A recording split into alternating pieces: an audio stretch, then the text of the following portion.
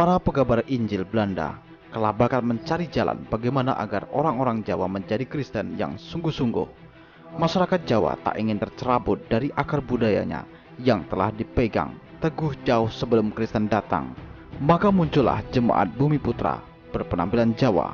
Mereka disebut Jemaah Sadrah karena dipimpin oleh seorang penginjil Jawa karismatik, yaitu Sadrah Surapranata atau dikenal dengan nama Kiai Sadrah.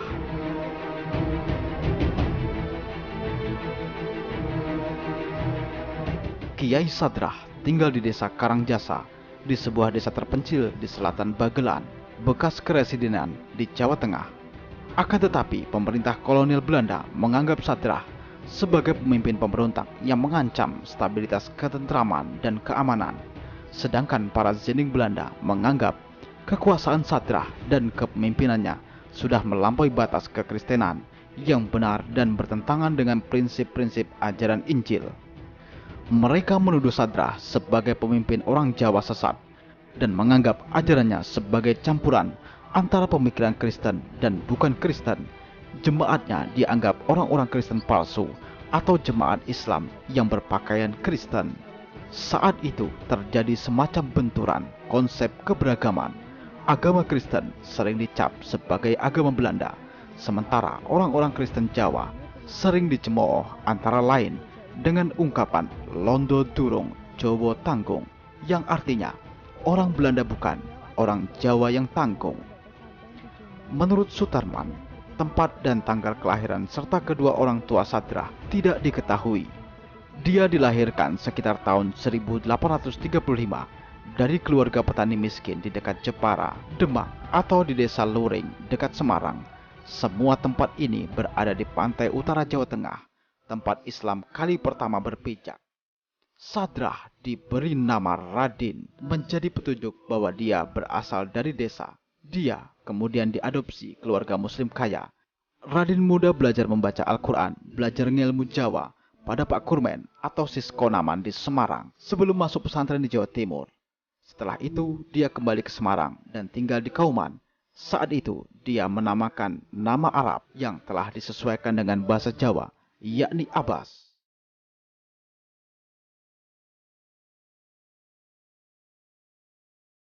Di Semarang dia bertemu lagi dengan Pak Kurmen yang ternyata sudah masuk Kristen. Oleh Pak Kurmen, Radin Abbas diperkenalkan dengan Tunggul Bulung, penginjil Jawa yang mengkristenkannya lewat debat umum. Radin Abbas menjadi tertarik pada Kristen. Dia terkesan oleh Tunggul Bulung dan belajar darinya bahwa orang Kristen tak harus meninggalkan adat Jawa. Tunggul Bulung pernah menegaskan keyakinannya bahwa orang Kristen Jawa hendaknya tetap menjadi orang Jawa dengan menyatakan bahwa mereka harus mencari seorang Kristus bagi mereka sendiri. Tunggul Bulung pernah menegaskan keyakinannya bahwa orang Kristen hendaknya tetap menjadi orang Kristen seperti identitas awalnya, seperti orang Kristen Jawa misalnya, dengan menyatakan bahwa mereka harus mencari seorang Kristus bagi mereka sendiri. Kemudian pada tahun 1866, ditemani Tunggul Bulung, Radin pergi ke Batavia untuk menemui Mr. F.L. Anting, pekabar Injil pertama di Jawa Barat, yang kemudian pindah ke Batavia. Anting menyambutnya dengan hangat dan menerimanya sebagai pembantu. Di sini Radin dibaptis dengan menerima nama baptis, yakni Sadrah. Setelah beberapa tahun, Sadrah kembali ke Jawa Tengah bagian utara pada 1868. Ia kemudian bergabung dengan Tunggul Bulung dan Pak Kurmen untuk membangun desa-desa Kristen di Bondo.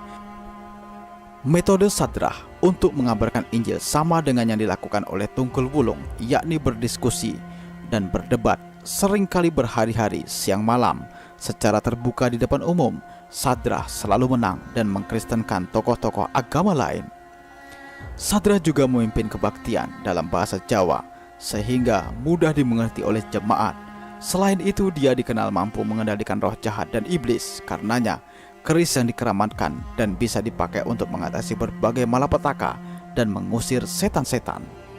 Sadrah membangun agama Kristen Jawa yang tetap dapat sekali dengan bentuk-bentuk keagamaannya dikenal dalam Islam dan ngilmu. Gedung gereja disebut masjid dan dibangun dengan bentuk masjid di halaman rumah pendeta. pendeta dijuluki imam, dan sebelum kebaktian dimulai, sebuah beduk dipukul. Sesudah acara pembaptisan diadakan selamatan. Karangjasa segera menjadi tempat-tempat berkumpul orang Kristen dari berbagai daerah. Jemaatnya meningkat pesat mencapai hampir 2.500 hanya dalam waktu 3 tahun. Selama masa itu, 5 gereja didirikan di Karangjasa, Banjur, Karangpucung, Kedung Piring, dan Karangjambu.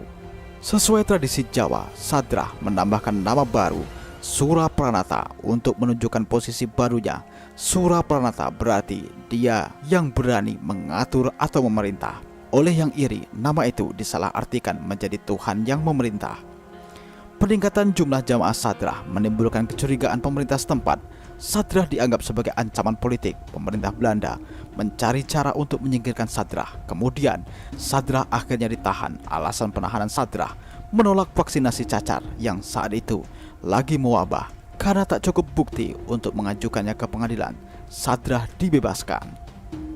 Setelah bebas, Sadrah kembali ke Karangjasa. Pamor dan wibawanya tak tergoyahkan. Sadrah kemudian ke Purwareja untuk meminta Wilhelm, pekabar Injil yang bersahabat dengannya saat menjadi tahanan rumah.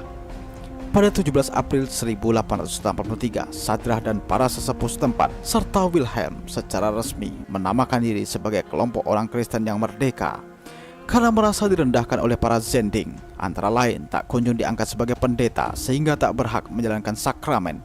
Sejak tahun 1893, Sadrah memutuskan hubungan dengan mereka. Ternyata sebagian besar warga Kristen Jawa tetap setia mengikutinya. Selanjutnya, 1894, dia beralih ke gereja Kerasulan yang berpusat di Jawa Barat dan diangkat menjadi rasul, jabatan yang dia pegang hingga meninggal pada tahun 1924.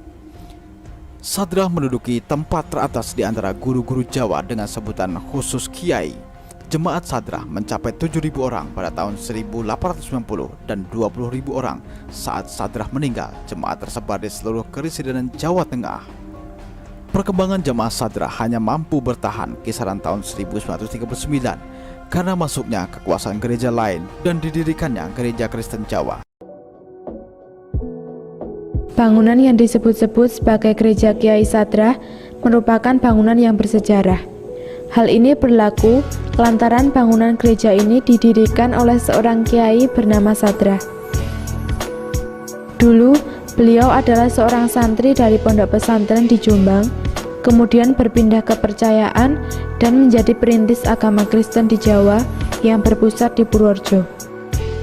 Pada tahun 1871, ia mendirikan gereja di atas tanah seluas sekitar 1 hektar di Pedukuhan Karangyoso, Purworejo.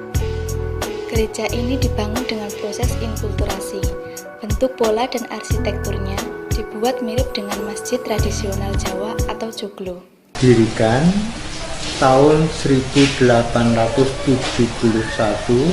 oleh Kiai Raden Abbas Sadrah Surapranata. Pada saat beliau masih kecil itu dia bertempat dari daerah Jepara. Kemudian menjelang dewasa dia belajar ilmu agama Islam, masuk ke pondok-pondok pesantren, dan di situ juga lah beliau bertemu dengan pendeta Belanda. Dari situ dia mengenal kekristenan. Pendirian gereja yang dibangun Kiai Sadrah itu memang pada saat itu Kiai Sadrah sendiri itu masih ada sedikit berbau Islam, karena pada dasarnya Kiai Sadrah sendiri itu kan berlatar belakang Muslim. Jadi itu tidak hanya dari arsitektur bangunan saja, mungkin dalam hal pekabarannya, teknik pekabarannya maupun pola pengajarannya itu masih ada corak Islamnya itu masih kelihatan. Idealnya di dalam pengajarannya itu untuk murid-muridnya itu dilakukan seperti paguron. Paguron itu ada murid, ada guru. Jadi para muridnya duduk di bawah, kita duduk di bangku atas, di meja gini. Jadi para muridnya menghadap ke gurunya. Dan untuk bangunan sendiri itu tektonya dibuat semacam masjid di Demak. Pengaruh Islamnya di situ, tapi artinya itu membuat arti itu ada sab 3 itu merupakan kesatuan dari Allah Tritunggal sendiri. Allah Bapa, Allah Putra, Allah Roh Kudus. Itu susunan 3 sab itu tadi. Meskipun itu memang ada corak Islamnya.